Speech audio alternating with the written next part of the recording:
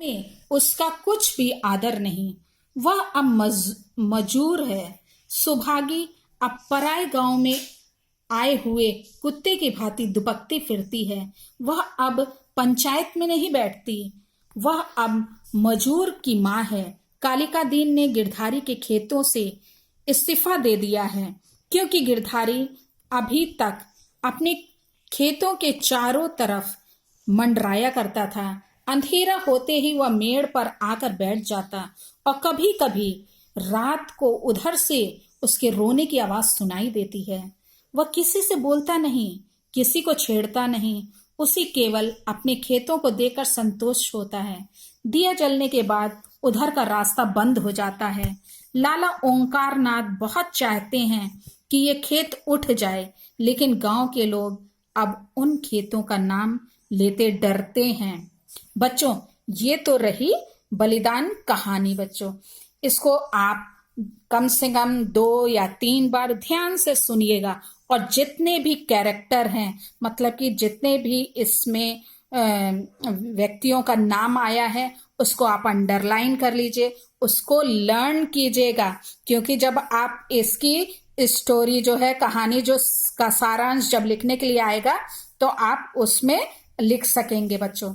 और इस कहानी में जो उद्देश्य है, वो जो मुंशी प्रेमचंद जी हैं, उन्होंने गांव के इस वातावरण को, बहुत सुंदर वातावरण कैसे वहां पे होता है, उसका बड़ा ही सजीव और सुंदर इन्होंने वर्णन किया है।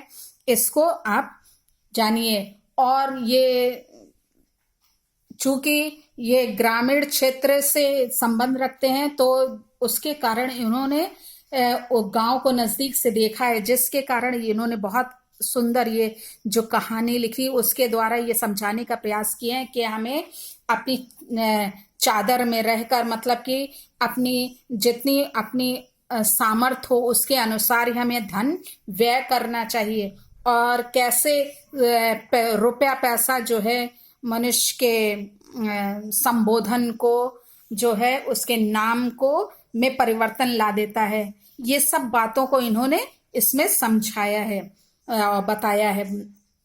और इस पर भी बल दिया है कि हमें किसी विशेष व्यवसाय में ही बंधकर कार्य नहीं करना चाहिए, और हमें अन्य व्यवसाय में भी अपने को लगाना चाहिए। ये नहीं कि जो दादा परदादा करते आए उसी कार्य को आप भी करें। समय और परिस्थिति के अनुसार हमें उसमें भी बदलाव लाने की आवश्यकता है। इस पर इन्होंने बल दिया है बच्चों। तो इस स्टोरी को अच्छे से आप 2-3 बार पढ़िएगा, ताकि आपको अच्छे से आ जाए। Thank you.